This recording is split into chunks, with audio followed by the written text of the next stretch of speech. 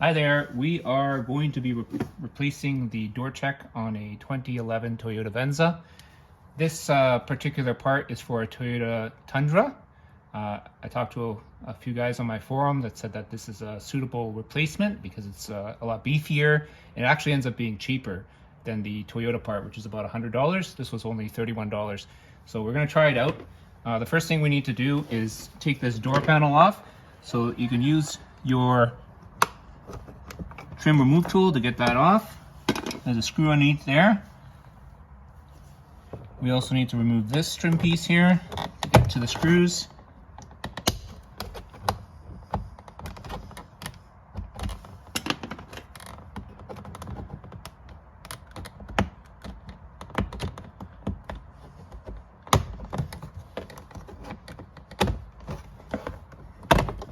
There we are.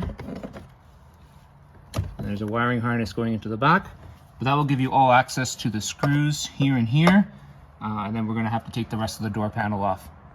Okay, let's remove those two screws.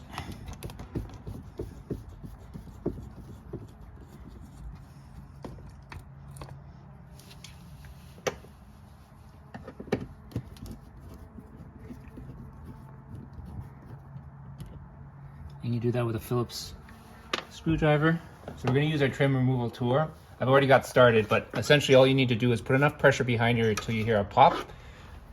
These are just held in by compression, so you don't have to pry them too much, but they should just very gently come out of their spots in the door. I've already done the bottom. There's a few just down the bottom there. And this is one of the last ones here. So it should up and away from the door, and then the only thing holding on now is the door handle. Okay. All right, the next step we're going to, now that we got the door loose, we don't have to take the whole panel off. We just need to get this door check out of the way here. So let's take off these 10mm nuts.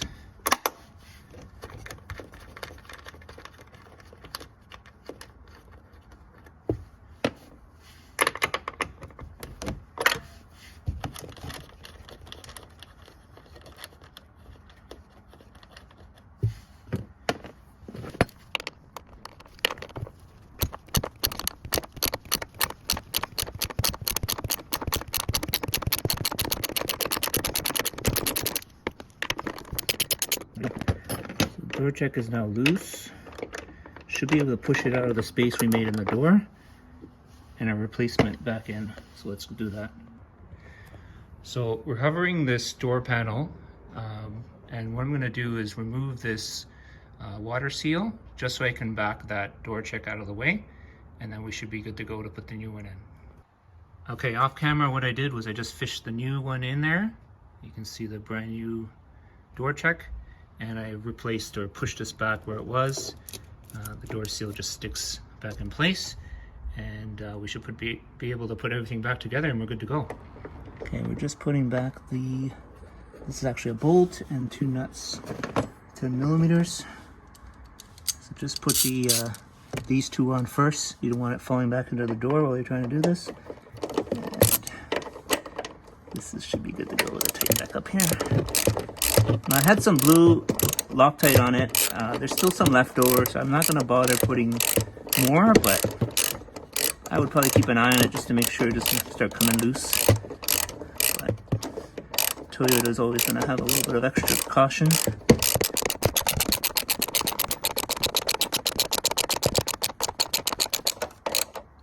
Just hand tight. Beautiful. And then these 10mm just hand tight again.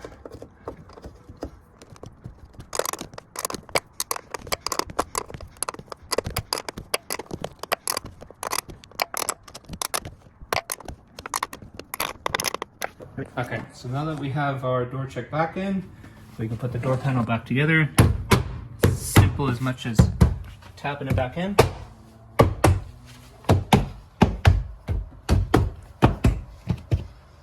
And then we're going to put our two screws back in.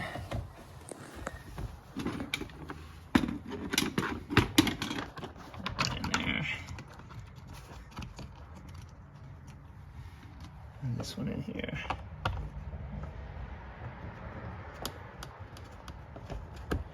And you notice I didn't disconnect the door and I didn't disconnect the harness.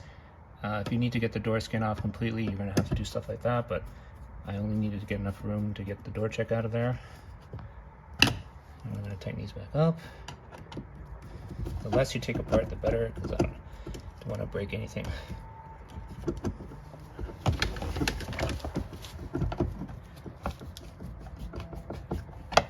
Okay, pop this back in. And we're all set. All right, so what I did was a quick test. Wanted to make sure my door handle, everything is working properly. You don't want to get stuck in the car.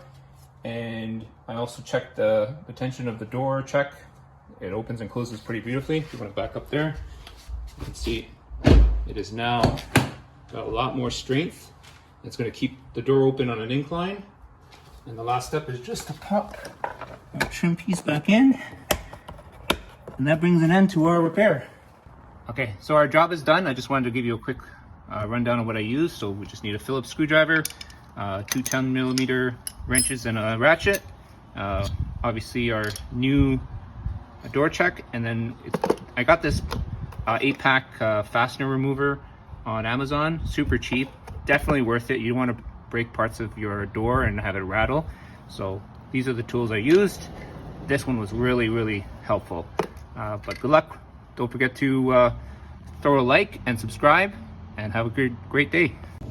Here's a quick video to show you how the door is now behaving on an incline. So this is the passenger side. I haven't done this side of the door yet. Closes on the passenger. However, the driver's side, which we just replaced, stays open. Perfect.